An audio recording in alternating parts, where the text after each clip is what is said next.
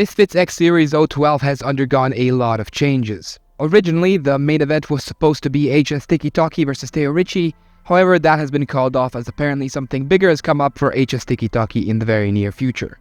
Instead, there have been two added fights to update the card, one of them being Minikon versus Chase Demoor in a heavyweight clash that seems to have a lot of bad blood coming with it, but the actual new main event is going to be 2-1 English influencer Ed Matthews facing a mystery opponent.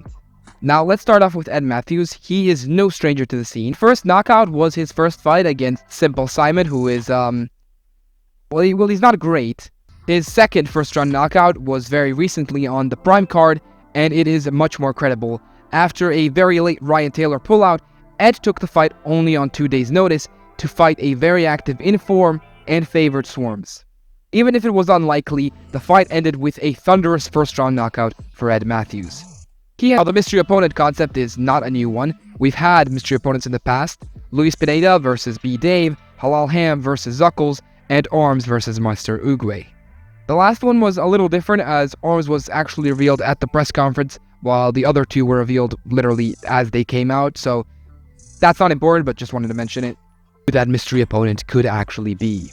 And in front of me right now I have 5 names, 5 options, from least likely to most likely, in my opinion. I have used Twitter, other people's opinions, what makes sense. I've tried to make sense of it all.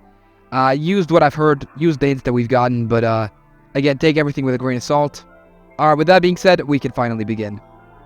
Just a quick little ad break to let you know that you should totally subscribe to the channel, like this video, and let me know what you thought of it in the comments below.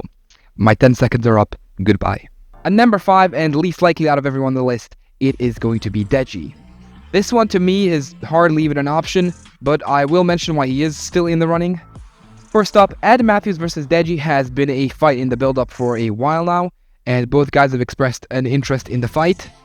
And going off of this KSI tweet, and I quote, he says it is going to be crazy when he walks out, and Deji would definitely have that effect. Deji hasn't fought in a while and says that he wants to get back in the ring, and also the weight and height makes sense. However, with all of that, there are still some issues to work out here. Deji is a very big name, not just at Misfits, but generally in the YouTube space. He's definitely not falling out of relevancy rapidly either. Using him as a mystery opponent and not having him headline the card on the poster seems like a missed opportunity. Deji is also not in camp. That is, I think, well known, and honestly, we know what he looks like when he doesn't have a camp. And Deji has plenty more appealing options, such as Whindersson Nunes, Bryce Hall, and or Salt Poppy. It could be Deji, but I highly doubt it, which is why we're going to move on to number 4. Bdave. He, in my opinion, would make a lot more sense than Deji for the following reasons. On a live Twitter space hosted by The Fan that I was in, Coach Solomon, who's trained a bunch of influencers in the space, claims that he has worked with the mystery opponent, and Bdave is indeed someone he has done sessions with. Just going off of logic, Bdave is also a name that would make sense as a headline for a mystery opponent. He has been a main event on 2 occasions and is very known to the influencer boxing and especially the Misfits community, so that would work out as well. Not to mention that the height and weight also just makes sense. However, Bdave, just like Deji, is openly not training and is posting shit like this on Twitter, so that's a little concerning. I'm not sure if you want to go into a fight like that. He fought on the last 2 Misfits cards in a row, and I think the man might need just a one event break at this point. Also, it's no secret that he has his sights set on Nick Lamau, so maybe that's something he's aiming for first. I also do not trust Solomon at all. I don't think everything lines up. I think this is some trickery, some tomfoolery, and he's just trying to throw us off. I could be very well wrong, but I think he's capping. We move on to number 3, and the number 3, I think, is a strong contender. This is where all of the strong contenders start, and I begin with a Swarmz rematch. Swarmz fought Ed Matthews on the Prime card, and I mentioned it was a first-round knockout for Ed. That is correct, sure, but it is a little bit more nuanced than that. Swarmz on his way down seemed to injure his foot or just curl it in a weird way. He made a statement about it on Instagram, and although he did show respect to Ed Matthews, he also claimed that this is the reason why he couldn't get back up, and that he wasn't genuinely, knocked out by any means. Another thing that I think adds credibility to my little claim here is that he has been openly training ever since the last fight, posting pictures of his progress, and Again, I say this every time, and I will continue saying it. The height and weight, they make sense.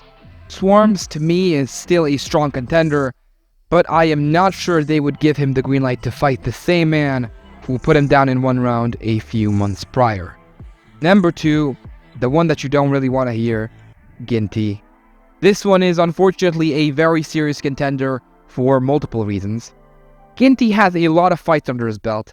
Although the last time he fought, he did get dog-walked by Temper, he has been looking for a rematch ever since. He has also on his Twitter been very vocal about losing weight, and he would need that as he fought Temper at a much higher weight than Ed Matthews is used to fighting, so that would be necessary.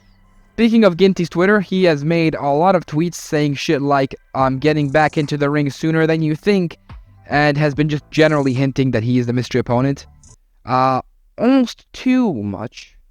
Here's where I bring out my tinfoil hat and put it on, and say that I actually don't think it's Ginty. I think he's just trolling. I'm not sure if he's being put on a mission by Mams Taylor to throw everyone off, or if he's just doing this because just for fun, or maybe he's just not lying. I think he's doing it a little too much. I think Mams would not let him show that he's the mystery opponent this hard, so I don't think it's actually him, because it would ruin everything, right? But maybe that's just me wishing it wasn't him, because there is no way I'm tuning into a main event where Ginty is on. I'm sorry. Also, KSI said that it's gonna be like crazy when the mystery opponent walks out. I'm sorry. He seems like a great guy, but ain't no one going crazy for Ginty. I'm sorry to tell you that, man. Now, you probably wouldn't expect this, but number 1, the strongest contender for reasons that I will state shortly, is actually Jay Swingler. Now, I know, Jay Swingler is retired. Give me like 20 seconds and I'll convince you. It works from a logical standpoint. Jay's current record stands at 2-1, mirroring Ed Matthews's. His last fight was almost a year ago, and it was a tough and kind of a barely win over Nick Lamau that was quite controversial. Jay is a big name for one. He's got 1.8 million subscribers on his own channel, and on the now inactive and legendary channel TGF Bro, he has over 6 million. He is, or I guess was, a prominent name with Misfits, and his return would definitely be crazy. The Sourland brothers, I'm not sure if I said that right, who work behind the scenes at these events, on their official Twitter account posted this tweet. There are 11 spaces here, and coincidentally, Jay Swingler has exactly 11 letters in it. Now this is a bit convoluted, but please try to bear with me. You know I mentioned that Jay Swingler won over Nick Lamau and it was highly controversial, right? Nick has been itching to get a rematch with Jay, but since he retired, that was obviously off the table. This post made by him, a lot of people are thinking, oh, he's the mystery opponent, but I think he knows of Jay's return and is excited about a potential rematch, coming his way in the future. And the biggest clue of all, I think this is just miles clear. Mams Taylor, Misfits CEO, posted a tweet of just a tie, and then shortly after he deleted it. He loves to do this a lot, by the way, just post shit and then deletes it, and then people have to read into it. And it didn't take the community long to figure out what it was. It was a character from the UK comedy series The Inbetweeners, who was, funnily enough, named Jay. On my script, I also have that he hasn't uploaded in his last 4 weeks, but that's been cucked. He uploaded recently, so that kind of fucks my shit up. Now, am I looking too far into it? I don't think I am. I think in a scenario like this, you have to pick up on the smallest clues to be able to present your point. However, it will be really embarrassing if I'm dead wrong, and if this has just been all to throw us off. The person I name might not even be on the list, so I'm gonna name some honorable mentions just to make myself feel better. It could also be Luis Pereira. He has done this before. Nick Lamau's tweet might seem a little suspicious, and it might lead you to think that he's the one fighting. Saul Papi has wanted to main event for a while and would probably need a redemption comeback win. Now, before you start thinking I'm batshit insane, I have seen people say that it's gonna be a Nissan Gibb or Toby, and I think I'm getting baited to be upset. And it's working. I am very upset that someone would even utter those words. I would love to hear your thoughts on all this. Have I missed someone? Who do you think it's gonna be? Would you even give a shit if I posted my predictions for Miss 12? Because I kind of want to. That is all from your boy. Thank you all so much for coming to my little TED Talk. I will be seeing you all relatively soon. Or at least that's what I keep telling myself. Even though there is no other video in the plans. UEFA keeps cucking me and not letting me post certain videos. Thank you all so much for watching. Please subscribe, leave a like, or else your dog fucking stinks.